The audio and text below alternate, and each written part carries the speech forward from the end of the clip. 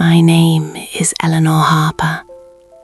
I am 67 years old today, sitting in a small rented cottage by the sea, looking at old photographs scattered across my wooden table. This is not just a story. This is my entire life. Every joy, every sacrifice, every dream, and every tear poured out honestly, so that perhaps another mother reading or listening to this will feel less alone when her own heart is shattered by the people she loved most. Let me take you back to the very beginning, slowly and completely, because only by understanding the depth of my love can you understand how devastating the betrayal became. I was born on a cold, windy morning on March 12, 1958, in the small fishing town of Bay Harbor, Maine. Our house was a simple white clapboard home with a bright blue door and a porch that overlooked the grey Atlantic Ocean. My father, Joseph,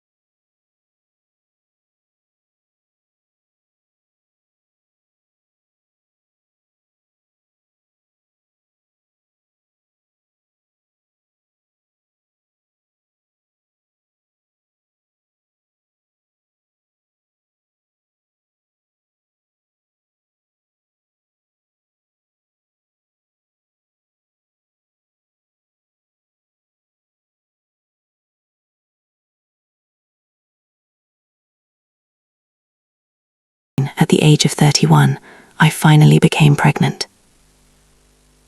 The pregnancy was difficult. I was put on bed rest for the last 3 months. On April 17, 1989, during a heavy spring rainstorm, our miracle arrived, Benjamin Thomas Harper. The moment the nurse placed him on my chest, I cried uncontrollably.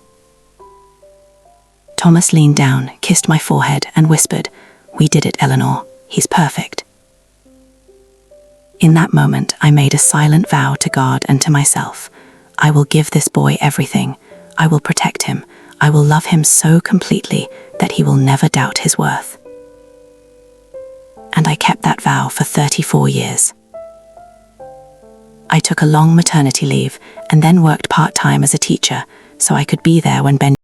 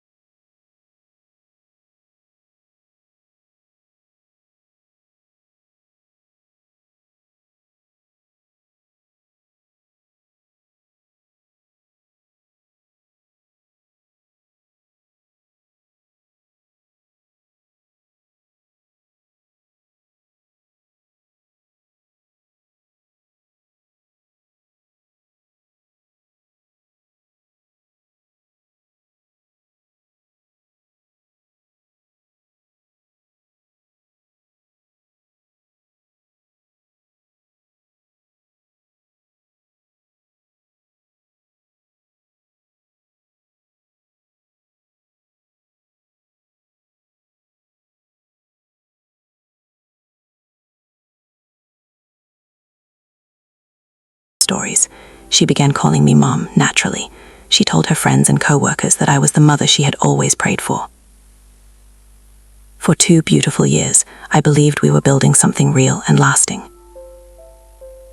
Then, in February 2023, Benjamin and Victoria sat me down in my living room with nervous but excited expressions.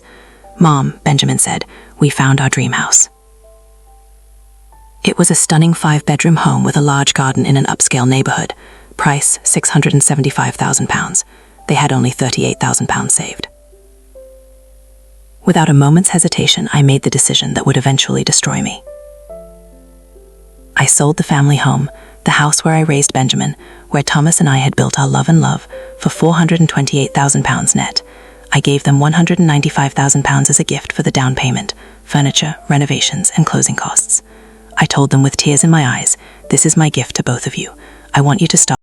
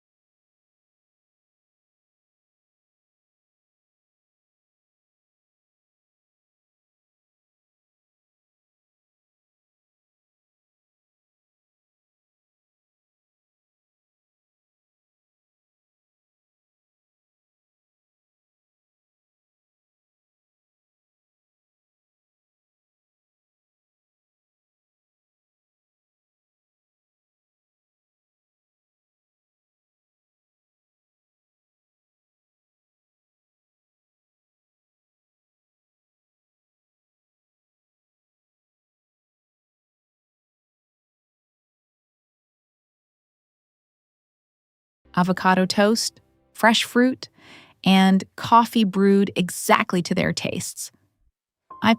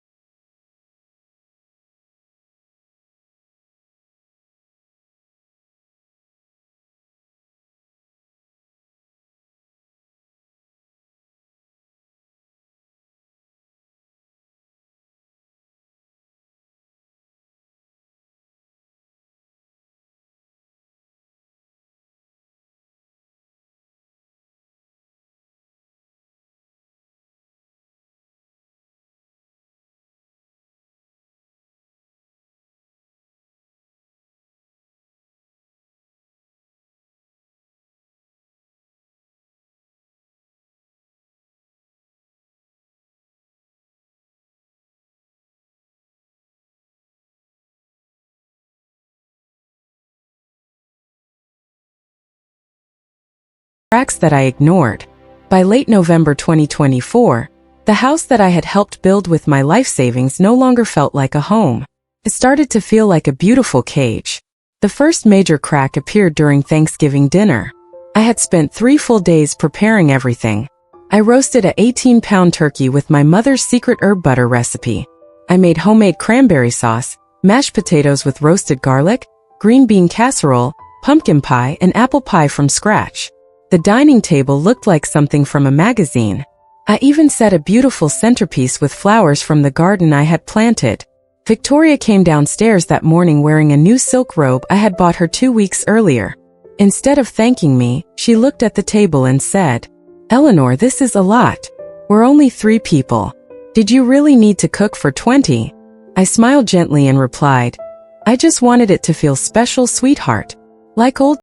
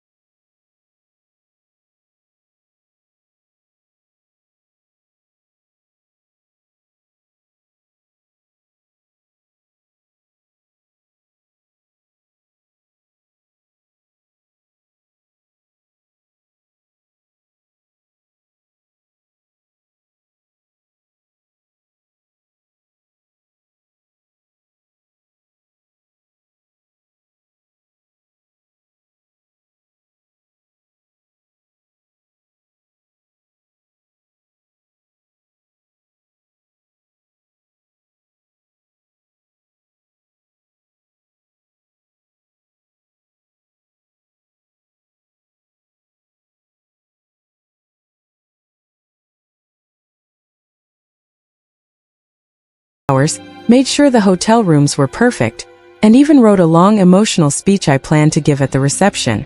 That afternoon, I went upstairs to give Victoria a small gift, a beautiful pearl necklace that had belonged to Thomas's mother. I thought it would be a touching something old for her wedding day. I found her in the master bedroom, standing in front of the mirror in her wedding dress. She looked stunning. I smiled with tears in my eyes and said, "Victoria, you look like a princess. I'm so proud to call you my daughter." She turned around slowly. The expression on her face was not love. It was irritation. "Eleanor," she said coldly, "we need to talk." Benjamin was sitting on the bed behind her, looking at the floor. My heart started pounding. Victoria took a deep breath and delivered the words that destroyed me. "The greatest gift you could give us for our wedding is if you disappear from our family. Don't come tomorrow. We don't want you there. Your presence makes everything stressful and awkward. This is our day. We want to start our marriage fresh without all the old baggage." The pearl necklace slipped from my fingers and fell onto the carpet. I stood there, completely frozen, staring at the woman I had treated as my own daughter for 4 years. I whispered, barely able to speak. What are you saying? Victoria continued without emotion. We've been feeling this way for a long time. You're always here, always involved, always trying to be part of everything. We need space. We need to be independent. The money you gave us was generous, but it doesn't mean you own our lives. Benjamin finally spoke, his voice weak. Mom, please don't make this harder than it already is. Tears were streaming down my face now. I looked at my son, the boy I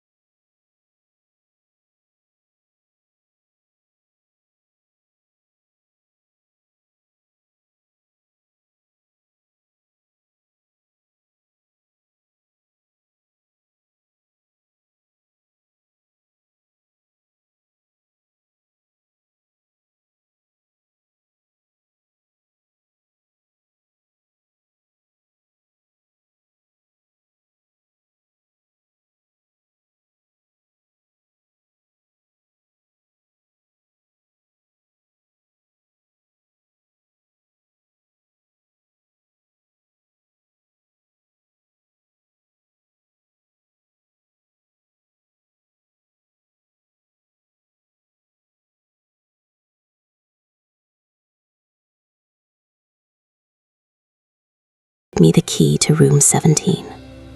The room smelled of stale cigarette smoke and cheap cleaning spray.